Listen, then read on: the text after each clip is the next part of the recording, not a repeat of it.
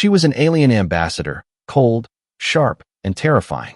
He was the Earth liaison, sarcastic, bored, and trying to break the tension.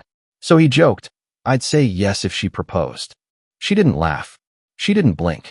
She just looked him dead in the eyes and replied, then by your own custom, you are now mine. That was the moment the room froze, because he wasn't just joking anymore.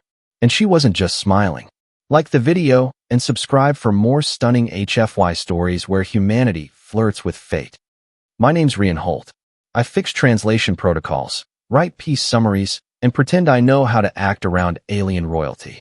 For 6 months, I'd been stationed aboard the High Orbit Union Council, acting as Earth's cultural attaché. Translation: I drank weird tea, sat in even weirder meetings, and tried not to embarrass humanity. Then came her, Ambassador Veltheri of the Veilrix Dominion. 7 feet tall, scaled skin like silver obsidian, eyes that shimmered when she was angry, which, by the way, seemed to be always. She didn't talk. She spoke, like each word was a weapon she had personally forged. And she hated Earth. You could see it in every glance. To her, we were loud, disorganized, and far too emotional. Which is why, when she entered the room that morning, flanked by her elite guards, I whispered to my assistant. Honestly, I'd say yes if she proposed. Might be the only way to get her to stop glaring at me. The table chuckled. Except her. She turned, eyes locked with mine. Dead silence. She walked, slowly, purposefully, across the marble floor until she stood inches from my chair. Then said, in perfect Terran standard, then by your own custom, you are now mine. No one moved. I blinked.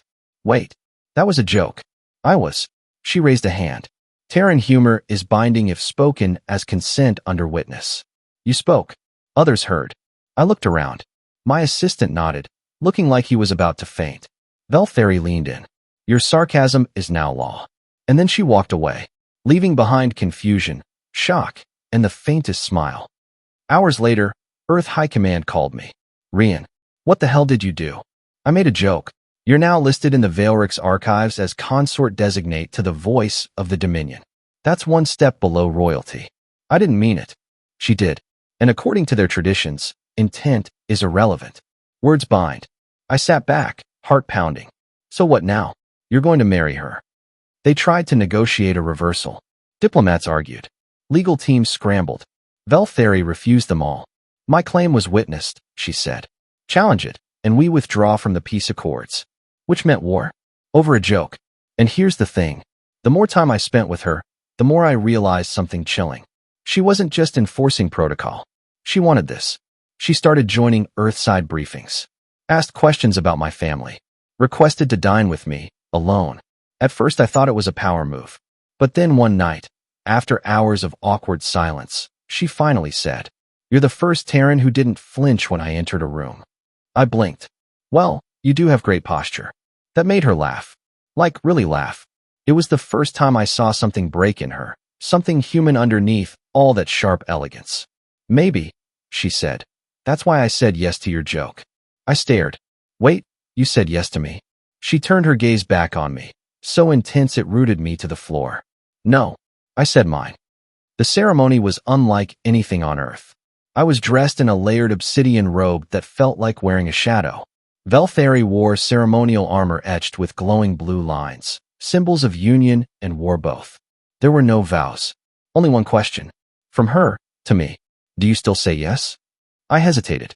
Not because I was afraid, but because, for the first time in my life, my joke had become something terrifyingly real. Yes, I said. And I mean it this time. She didn't smile. She just reached out and placed her clawed hand over my heart. From behind her, thousands of Veilrix warriors pounded the floor once, in unison. And the galaxy took notice.